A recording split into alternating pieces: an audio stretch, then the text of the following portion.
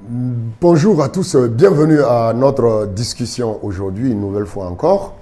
Et nous restons toujours dans notre chapitre sur la théorie de la concurrence pure et parfaite. Mais cette fois-ci, nous allons nous intéresser à l'autre côté du marché. Parce que le marché, par définition, est la rencontre entre l'offre et la demande d'un bien ou d'un service sur une zone géographique bien précise.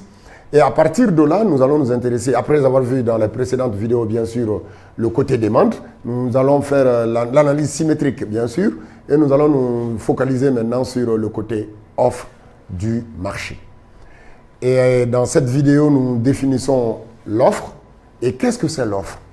L'offre, par définition, n'est autre chose que les quantités que les producteurs souhaitent ou veulent offrir pour tout niveau de prix fixé.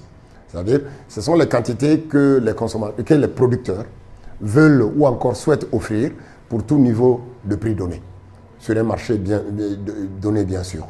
Donc, c'est ça l'offre. L'offre, il ne faut pas compliquer sa définition. Ce n'est autre chose que les quantités que les producteurs souhaitent offrir ou encore veulent offrir pour tout niveau de prix fixé. Et à partir de là, nous allons maintenant, comme à l'image de la demande, quels sont les éléments qui déclenchent l'offre d'un producteur. Si nous supposons que X est la quantité offerte, XO, X est la quantité offerte, cette offre dépend de quelques éléments que nous appelons les déterminants de l'offre individuelle. C'est-à-dire un producteur individuel, par exemple une boulangerie. La boulangerie se base sur quoi pour vouloir vendre un bien ou un service? D'abord, la boulangerie examine, par exemple, si par exemple X est la quantité de pain offerte par une boulangerie individuelle, la boulangerie va tenir compte du prix auquel le pain est vendu, logiquement. Mais en même temps, va tenir compte du prix des facteurs. C'est ce que nous avons représenté ici par PL, labor, le travail. Donc, on va tenir compte du prix des facteurs qui entrent, les facteurs et les inputs qui entrent dans la confection du bien, dans l'offre du bien. Le facteur capital et d'autres inputs qu'on n'a pas pu peut-être représenter dans notre modèle. Mais en même temps, le producteur tient compte, bien sûr, du prix des biens qui sont substituables aux biens que lui il veut vendre. Par exemple, s'il vend la baguette de pain, il tient compte aussi du prix, par exemple, du pain au chocolat et d'autres pains qui peuvent peut-être remplacer son pain.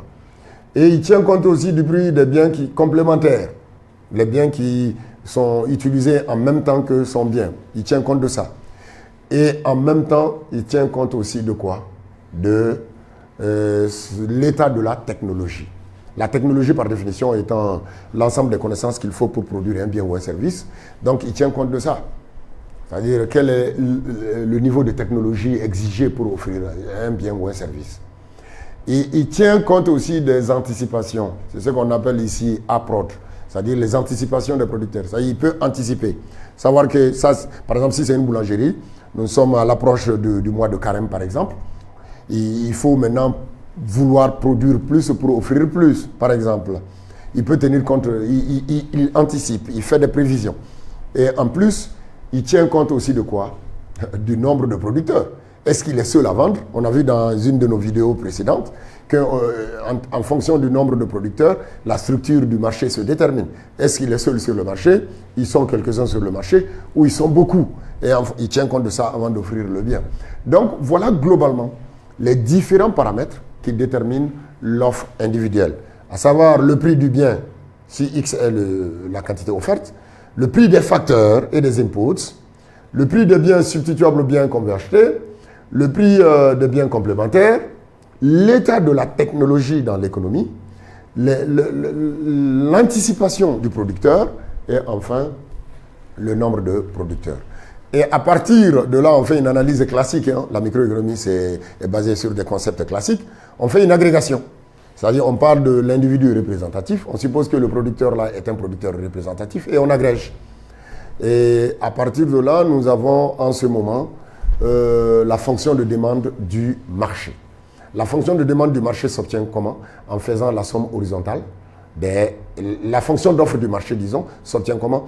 En faisant la somme horizontale des offres individuelles. C'est-à-dire, s'il y a N boulangeries, on fait la somme quantité par quantité des N boulangeries, c'est-à-dire les quantités offertes par les N boulangeries. On trouve l'offre du marché. Et l'offre du marché va intégrer les mêmes déterminants que la demande individuelle. Et que l'offre individuelle, l'offre du marché va intégrer les mêmes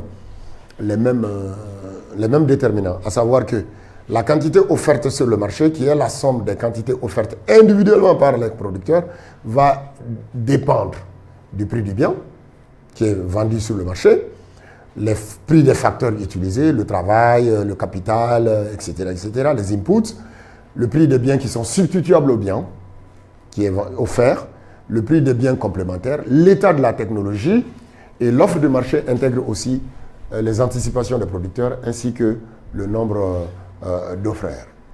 Et voilà en ce moment fixer notre offre. Et on fait, à l'image de la fonction de demande du marché, on fait une restriction assez soutenue en disant que tous les autres déterminants sont supposés constants. L'offre ne dépend que du prix du marché, et d'où cette écriture-là, que la quantité offerte d'un bien dépend du prix, parce qu'on fait l'hypothèse assez restrictive pour dire que tous les autres déterminants sont supposés constants.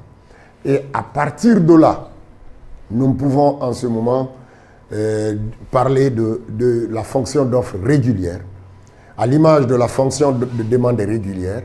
Une fonction d'offre régulière est une fonction d'offre dans laquelle le prix est une variable indépendante du modèle, c'est-à-dire c'est la variable exogène là, ou encore la variable explicative, tandis que la quantité offerte est la variable dépendante du modèle, ou encore la variable endogène, ou la variable expliquée du modèle.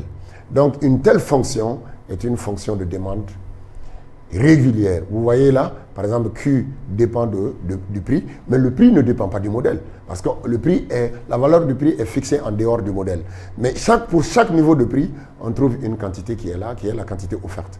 Et nous constatons que la pente de cette fonction est positive, donc il s'agit bien évidemment d'une fonction d'offre régulière, parce que le prix joue le rôle de variable expliquée et explicative, ou encore de variable exogène, ou encore de variable indépendante du modèle. Tandis que la quantité joue le rôle de variable expliquée, ou de variable dépendante du modèle, ou de variable endogène. Et à partir de là, nous allons inverser cette fonction-là. C'est-à-dire qu'on va tirer P en fonction de Q. La fonction de demande inverse n'est autre chose qu'une fonction de demande dans laquelle le prix joue le rôle de variable expliquée, la quantité joue le rôle de variable explicative, ou encore de variable indépendante du modèle, ou de variable exogène. Tandis que le prix est la variable expliquée, ou la variable dépendante du modèle, ou la variable endogène. Un exemple, on inverse cette fonction-là, on tire P en fonction de Q, ça nous donne cette valeur-là, et nous avons cette fonction d'offre-là. Et cette fonction d'offre, elle a une pente positive, à l'image de cette fonction, mais celle-ci est une fonction de demande inverse, ou encore irrégulière, tandis que celle-ci est une fonction de demande, est une fonction d'offre, disons, irrégulière. Celle-ci est une fonction d'offre régulière, ou encore une fonction d'offre régulière, ou encore une fonction d'offre habituelle. Et en inversant l'une, on trouve l'autre. En inversant la fonction de demande régulière, on trouve la fonction de demande inverse. Maintenant, l'allure de la courbe d'offre. La courbe d'offre se comporte comment? Intuitivement, si le prix d'un bien ou d'un service augmente, les producteurs vont faire quoi? Ils seront tentés de faire quoi? Ils veulent quoi? Ils vont vouloir offrir plus. Et si le prix baissait, qu'est-ce que les producteurs vont faire? Ils sont découragés. Ils ont tendance de produire moins. Et c'est ce qu'on appelle la loi de l'offre. C'est-à-dire qu'il existe une relation proportionnelle entre la quantité offerte et le prix d'un bien. Quand le prix augmente, les producteurs sont chauds, ils veulent vendre plus, donc ils offrent plus. Quand le prix baisse, ils deviennent froids, ils veulent offrir moins, et en ce moment, la quantité offerte va baisser. Et de manière intuitive, nous dirons en ce moment que l'offre est une fonction croissante du prix, tandis que la demande est une fonction décroissante du prix. Et nous aurons en ce moment cette fonction qui est inclinée vers le haut. C'est ce que nous appelons la loi de l'offre. L'existence de relations proportionnelles entre le prix et la quantité offerte. Quand le prix est élevé, les producteurs sont contents, ils veulent offrir plus. Quand le prix est bas, ils sont mécontents, ils ne sont pas très chauds, ils vont offrir moins. Donc il y a une relation proportionnelle directe entre le prix et la quantité offerte, et c'est ce qu'on appelle ici la loi de l'offre. C'est sur ces mots que nous mettons un point final à cette discussion, tout en se donnant rendez-vous pour une nouvelle vidéo. D'ici là, portez-vous bien.